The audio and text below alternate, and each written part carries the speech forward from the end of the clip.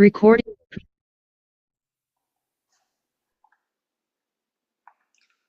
사도신경으로 우리의 신앙을 하나님께 고백하겠습니다.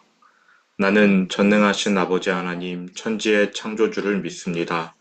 나는 그의 유일하신 아들, 우리 주 예수 그리스도를 믿습니다. 그는 성령으로 잉태되어 동정녀 마리아에게서 나시고 본디오 빌라도에게 고난을 받아 십자가에 못 박혀 죽으시고 장사된 지 사흘 만에 죽은 자 가운데서 다시 살아나셨으며 하늘에 오르시어 전능하신 아버지 하나님 우편에 앉아 계시다가 거기로부터 살아있는 자와 죽은 자를 심판하러 오십니다. 나는 성령을 믿으며 거룩한 공교회와 성도의 교제와 죄를 용서받는 것과 몸의 부활과 영생을 믿습니다. 아멘.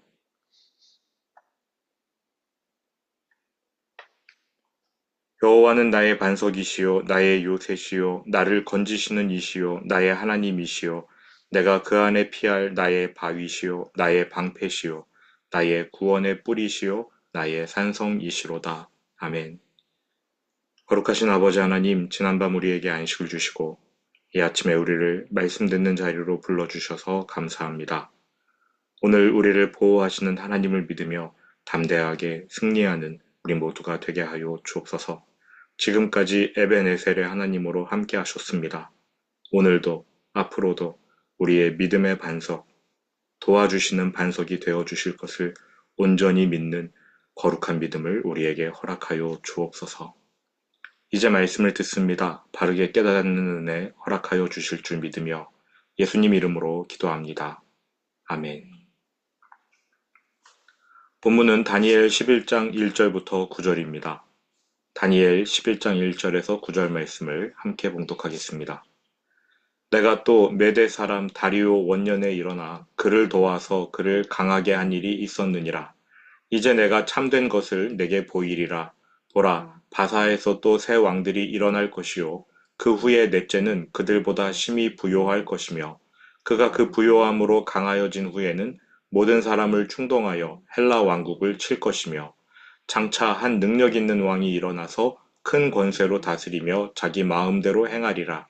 그러나 그가 강성할 때에 그의 나라가 갈라져 천하 사방에 나뉘일 것이나 그의 자손에게로 돌아가지도 아니할 것이요 또 자기가 주장하던 권세대로도 되지 아니하리니 이는 그 나라가 뽑혀서 그 외의 다른 사람들에게로 돌아갈 것임이라. 남방의 왕들은 강할 것이나 그 군주들 중 하나는 그보다 강하여 권세를 떨치리니 그의 권세가 심히 클 것이요 몇 해 후에 그들이 서로 단합하리니 곧 남방왕의 딸이 북방왕에게 가서 화친하리라. 그러나 그 공주의 힘이 쇠하고 그 왕은 서지도 못하며 권세가 없어질 뿐 아니라 그 공주와 그를 데리고 온 자와 그를 낳은 자와 그때에 도와주던 자가 다 버림을 당하리라. 그러나 그 공주의 본 족속에게서 난 자 중에 한 사람이 왕위를 이어 권세를 받아 북방왕의 군대를 치러 와서 그의 성에 들어가서 그들을 쳐서 이기고 그 신들과 부어 만든 우상들과 은과 금의 아름다운 그릇들을 다 노략하여 애굽으로 가져갈 것이요 몇 해 동안은 그가 북방왕을 치지 아니하리라. 북방왕이 남방왕의 왕국으로 쳐들어갈 것이나 자기 본국으로 물러가리라. 아멘.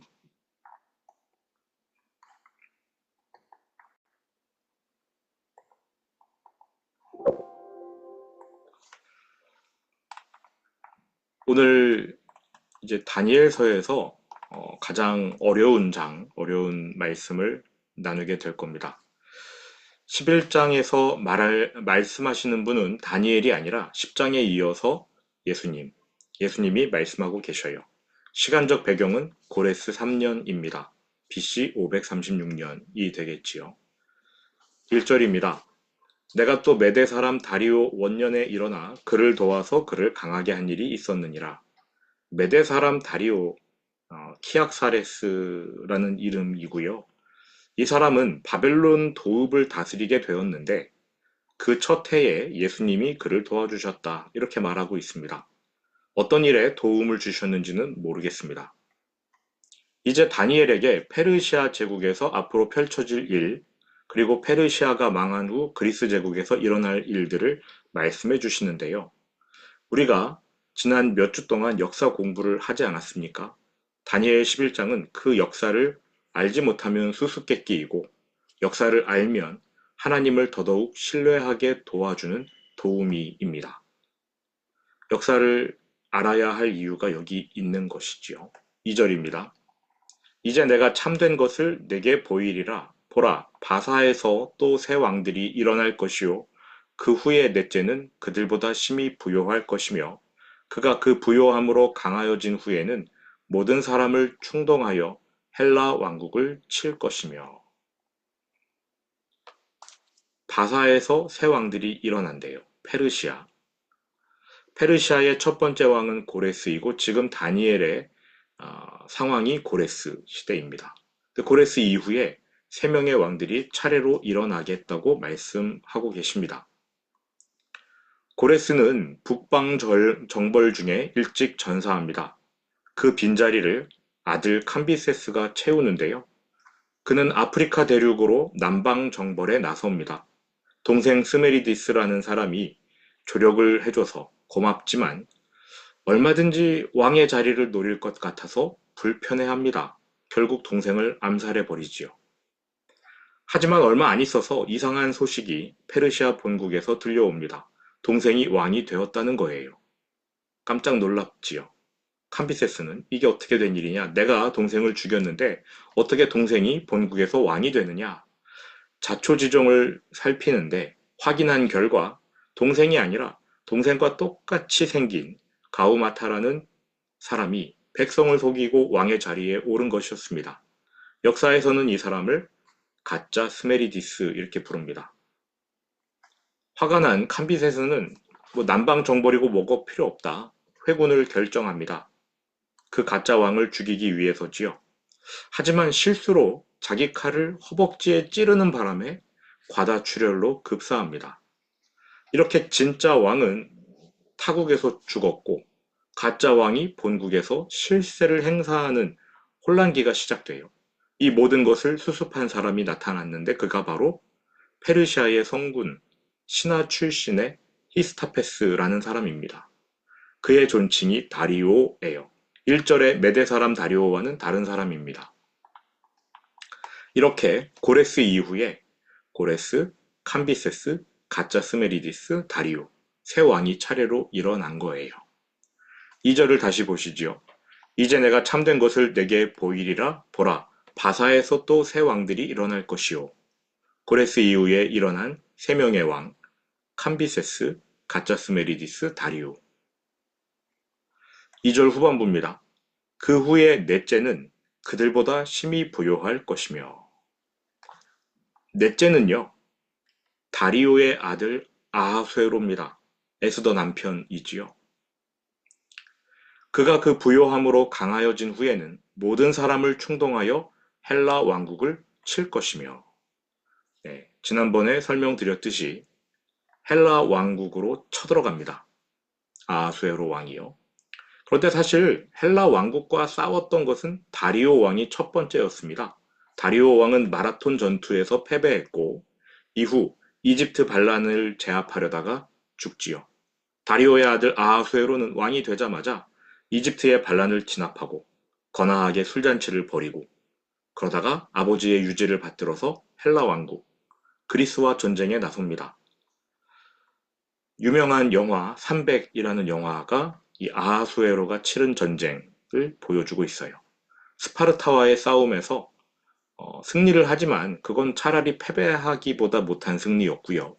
살라미 해전에서 제대로 한번 붙었는데 크게 패합니다. 헬라 제국을 쳐들어갔다가 패배해요. 그렇게 페르시아는 서서히 힘을 잃어갑니다. 그게 바로 2절 내용이에요. 이제 내가 참된 것을 내게 보이리라. 보라, 바사에서 또 새 왕들이 일어날 것이요. 캄비세스, 가짜스메리디스, 다리오. 그 후에 넷째, 다리오의 아들 아하수에로를 말합니다. 그 후에 넷째는 그들보다 심히 부요할 것이며 그가 그 부요함으로 강하여진 후에는 모든 사람을 충동하여 그리스 왕국을 칠 것이며. 하지만 패배하지요. 아하수에로가 죽습니다. 그리고 130년 뒤에 그리스 땅에서 이상한 조짐이 보이는데 마케도냐의 한 젊은 왕이 그리스 대륙 전체를 통일합니다. 그 기세를 몰아 페르시아까지 쳐들어오는데 그 사람이 바로 알렉산더예요. 3절. 장차 한 능력 있는 왕이 일어나서 이 사람이 알렉산더입니다. 그러니까 성경이 자세하게 좀 설명해 주면 좋을 텐데 너무나 생략도 많고 불친절한 설명이지요. 장차 한 능력 있는 왕 알렉산더가 일어나서 큰 권세로 다스리며 자기 마음대로 행하리라. 알렉산더는 능력이 있습니다. 큰 권세를 행사했지요. 동쪽으로 진군하는데 거침이 없어요. 여차하면 한반도까지 올 뻔했습니다. 그런데 영웅은 단명하는 것 같아요.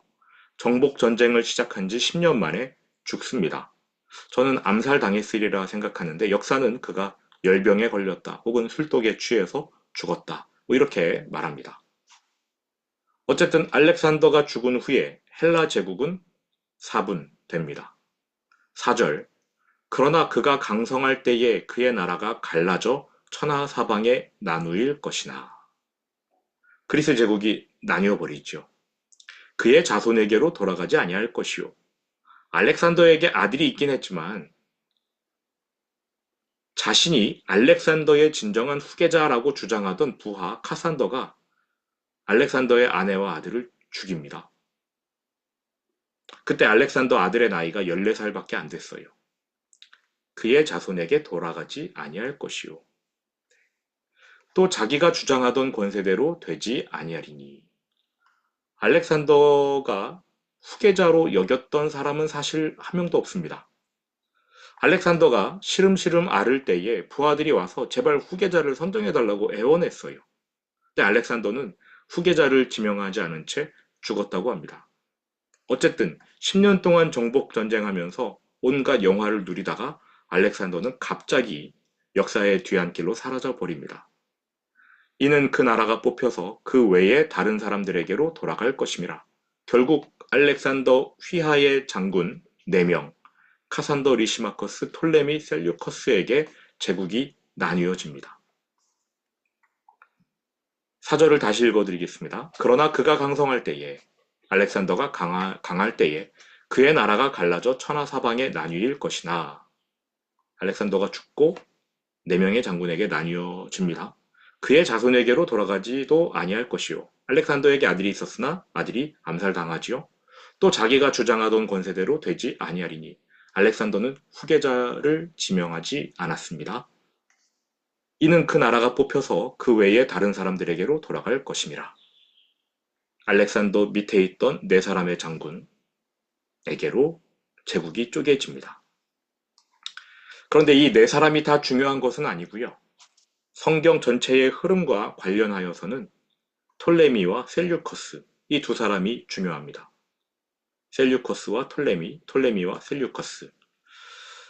톨레미하고 생각하시면은 뭐 기억나시는 것도 없겠고 잘 모르겠다 싶으시겠지만 클레오파트라는 아십니까? 그 클레오파트라가 톨레미 왕국의 마지막 왕이었어요. 여왕.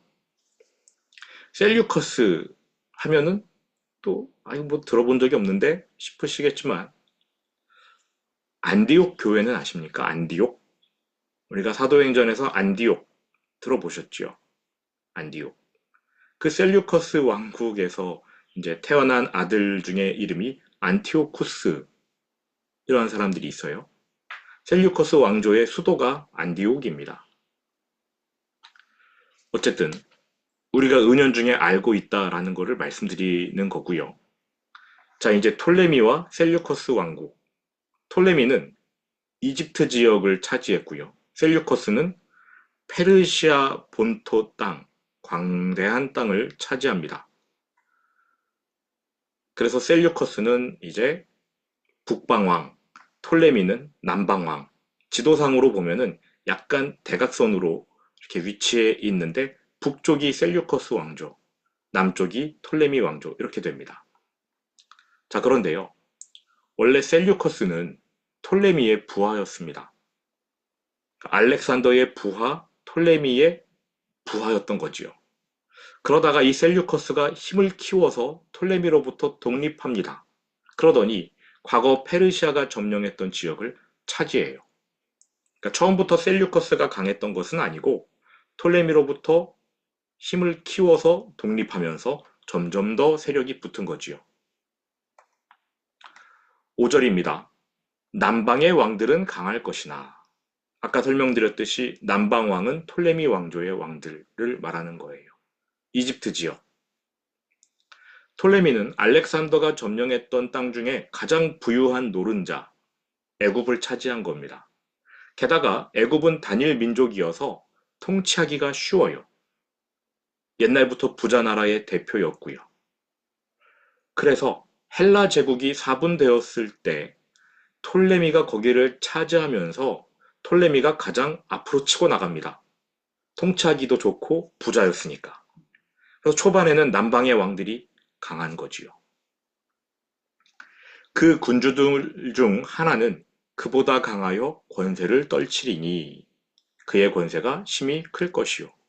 바로 이 대목에서 셀류커스의 출현이 설명되는 거지요. 아까 설명드린 대로 원래는 톨레미의 신하였어요. 하지만 점점 힘을 키워 독립하고 과거 페르시아 땅, 그 큰 땅을 차지하게 됩니다. 그 군주들 중 하나 셀류커스는 그보다 강하여 권세를 떨치리니 그의 권세가 심히 클 것이요. 그런데 사실 셀류커스가 차지한 땅은 땅 크기만 컸지 이집트와 달리 여러 민족으로 구성되어 있었으므로 통치하기가 여간 어려운 게 아니었습니다. 세금 걷어내기도 힘들었고요. 게다가 그 큰 땅 중에 바벨론, 두로 이런 정도를 제외하면 딱히 부유한 지역도 없었습니다. 어쨌든 셀류커스가 처음에는 그렇게 약하게 시작했지만 점점 강해지는 것은 사실이었습니다. 그러다 보니 톨레미 왕조와 셀류커스 왕조 이 둘 사이에 어쩔 수 없이 전쟁이 일어날 수밖에 없어요. 경계가 붙어 있고 둘 사이가 좋지도 않겠고요. 그리고 네가 크냐 내가 크냐 한판 붙어야 되는 거지요. 톨레미는 셀류커스가 못마땅합니다. 아, 저 자식 내 밑에 있었는데 저거 힘 키우고 나갔네. 그리고 셀류커스는 톨레미가 지긋지긋하지요. 사실 톨레미는 전쟁에 잘 나서지 않았습니다. 나이도 많고 그래가지고요. 셀류커스가 밑에서 다 했는데 곰은 제주가 부리고 돈은 딴 사람이 가져간다. 뭐 이런 듯이 셀류커스는 그러한 톨레미가 지긋지긋하지요. 두 사람의 전쟁, 결국 두 왕조의 끝없는 전쟁으로 이어집니다. 150년간 전쟁이 이어졌어요. 150년 내내 싸운 것은 아니고요. 중간중간 화친을 맺기도 합니다만, 그러나 야욕이 있는 인간은 항상 배신, 암투, 그것으로 화친을 깨지요. 전쟁이 또 일어나고 멈췄다가 반복되고. 그게 150년. 문제는 그 사이에 끼어 있는 유대 땅입니다. 여러 번 설명드렸듯이 전쟁이 일어나면 승자와 패자만 있는 게 아니라 전쟁 장소를 제공한 비참한 나라가 있는데 그게 바로 유대 땅 이스라엘이에요. 6절입니다. 몇 해 후에 그들이 서로 단합하리니 치고받고 싸우다가 이거 너무 소모적인 전쟁이다 해서 톨레미의 톨레미 2세가 셀류커스 왕에게 화친을 제안을 하지요. 곧 남방 왕의 딸이 북방 왕에게 가서 화친하리라. 이 정말로 구체적인 사건인데 너무 두루뭉술하게 언급되었어요. 내용은 이렇습니다.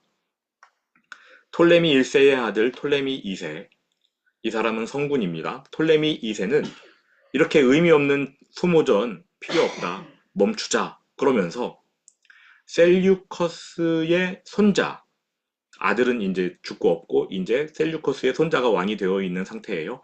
안티오쿠스 2세라는 사람인데 그에게 자기 딸을 시집 보냅니다. 톨레미 2세가 안티오쿠스 2세에게 자기 딸을 시집을 보내요. 그 딸의 이름이 베르니케인데 이 안티오쿠스 2세에게는 원래 아내가 있었습니다. 이복 누이 라오티케라는 여자와 결혼한 상태였어요. 근데 이 사람 안티오쿠스 2세는 술주정뱅이인데다가 간신배의 아첨에 놀아나는 형편없는 사람이고 능력이 없었으므로 톨레미 왕국과 전쟁을 지속했다가는 연전연패, 나라가 망할 것이 뻔해 보였습니다. 그래서 남방왕이 화친을 제안하는데 화친 받아야지요.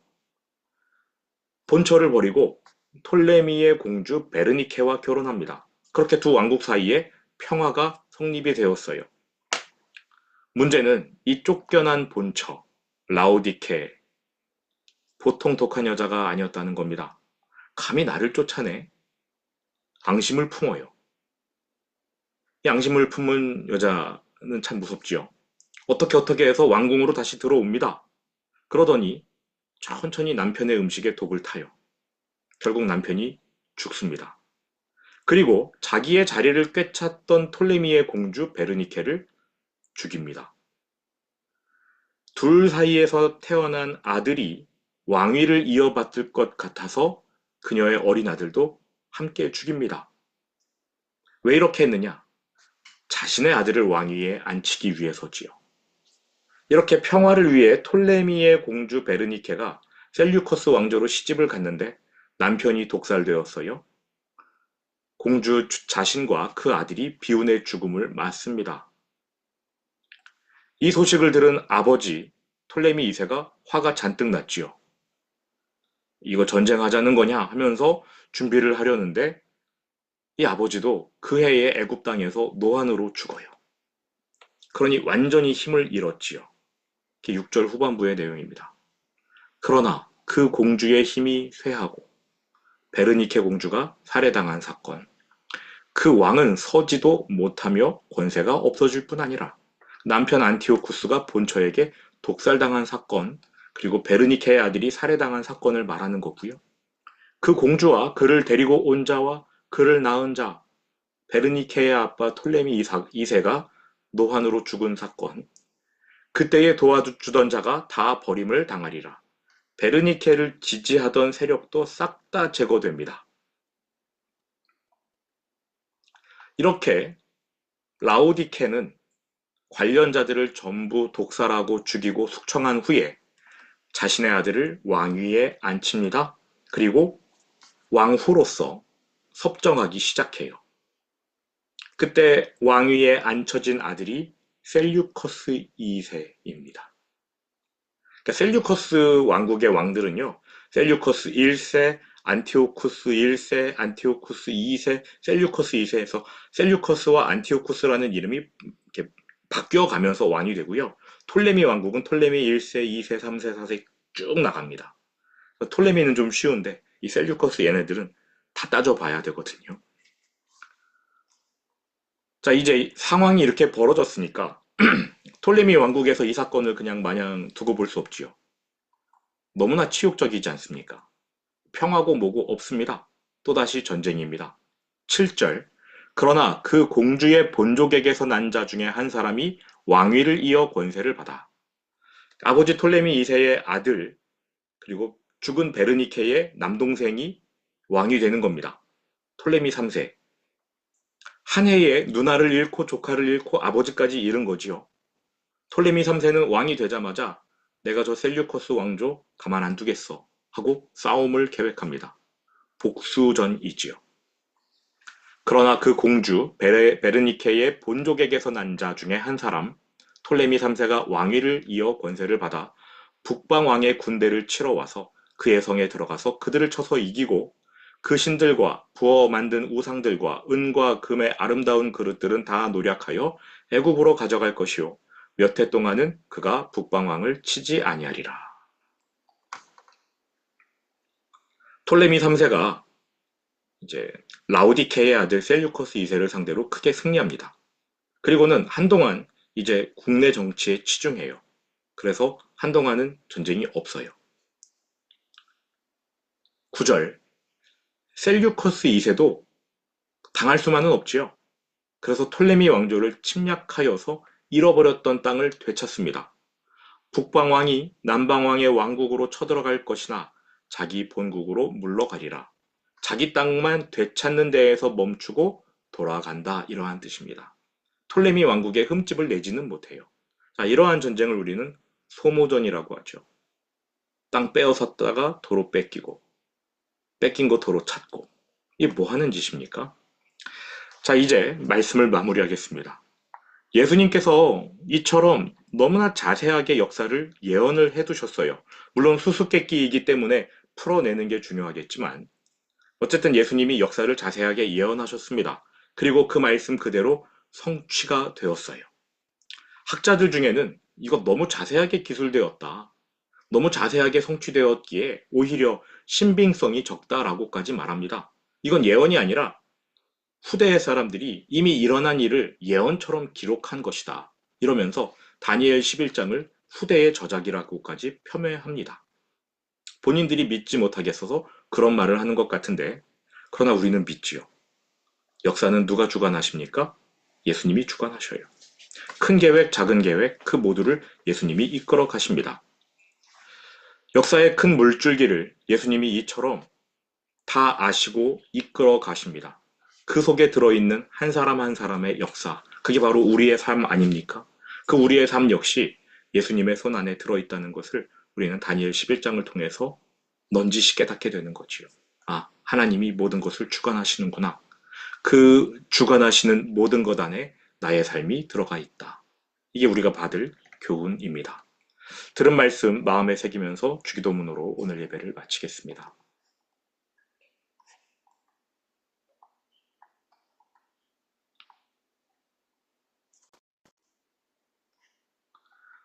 하늘에 계신 우리 아버지, 아버지의 이름을 거룩하게 하시며 아버지의 나라가 오게 하시며 아버지의 뜻이 하늘에서와 같이 땅에서도 이루어지게 하소서. 오늘 우리에게 일용할 양식을 주시고 우리가 우리에게 잘못한 사람을 용서하여 준 것 같이 우리 죄를 용서하여 주시고 우리를 시험에 빠지지 않게 하시고 악에서 구하소서. 나라와 권능과 영광이 영원히 아버지의 것입니다.